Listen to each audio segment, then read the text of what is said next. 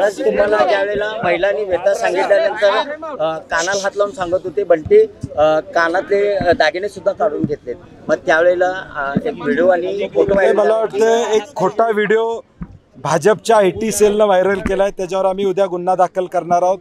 कारण की त्या भगिनी सांगत होते आमच्या कानातलं सुद्धा काढून घेतलं आणि महाराज ऐकू येण्यासाठी त्यांना मला सांगत होते परत की कानातलं सुद्धा काढून घेतले आणि याचा विपर्यास करून जो खोटा पद्धतीनं त्या ठिकाणी देश पातळीवर केलेला आहे, ट्विटरवर असेल सोशल मीडियावर, त्याच्यावर आम्ही रितसर गुन्हा दाखल करणार। काय विनंती करता किंवा काय नाही, मला वाटतं आम्हाला आलेलं प्रसार माध्यमातूनच कळालं। खासदार आदरणीय शाहू महाराज आहेत, आम्ही आमदार आहोत, एखादी लोकप्रतिनिधींच्यावर बैठक घेतली असती तर आम्हाला कळालं असतं नेमकं शासनाची भूमिका काय आहे। आम्ही तिथं जाऊन आलेलो आहे, आमच्या व्यथा काय आहेत, आमच्या अँगलनं आम्ही जे बघितलेलं आहे आम्हाला माहीतच नाही ते आलेले, ते प्रसार माध्यमातूनच कळालेलं आम्हाला। 1.5 वर्षात दुसऱ्यांदा सद्भावना रॅली काढायची वेळ आलेली आहे। कुठेतरी कोल्हापूरमध्ये शाहूंचा सामाजिक एकता जी आहे, मागच्या वेळी झालेली घटनेमध्ये देखील बाहेरगावावरून लोक आले होते, त्यावेळी जिल्हा पोलीस प्रमुखांनी नाकाबंदी केली नाही।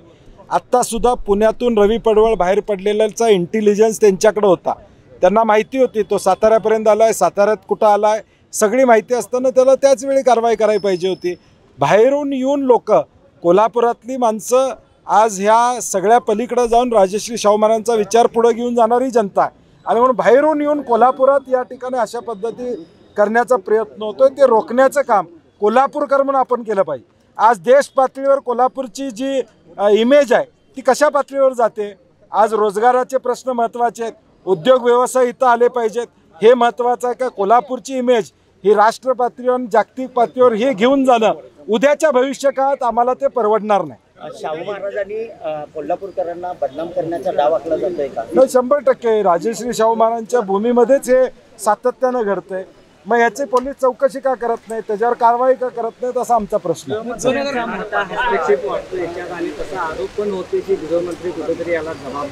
नाही, गृहमंत्री म्हणून त्यांनी जबाबदारी घ्यायला पाहिजे की हे का घडतंय, ह्या सगळा इंटेलिजन्स असताना त्याच्यावर कारवाई का झाली नाही, 144 कलम असताना लोकांना सोडलं का गेलं।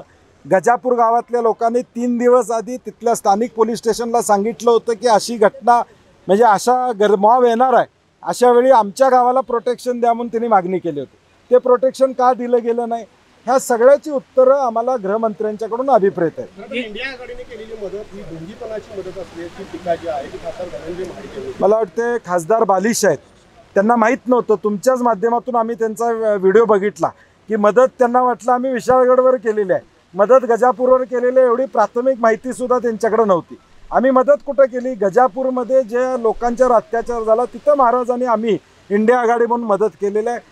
अज्ञान असलं की अशी वक्तव्य येतात। महायुतीच्याकडून सर्वे झालेला आहे, पश्चिम महाराष्ट्रात त्यांना 1 सीट मिळत नाही, त्यामुळे या प्रकरणात याला राजकीय रंग आहेत 100%।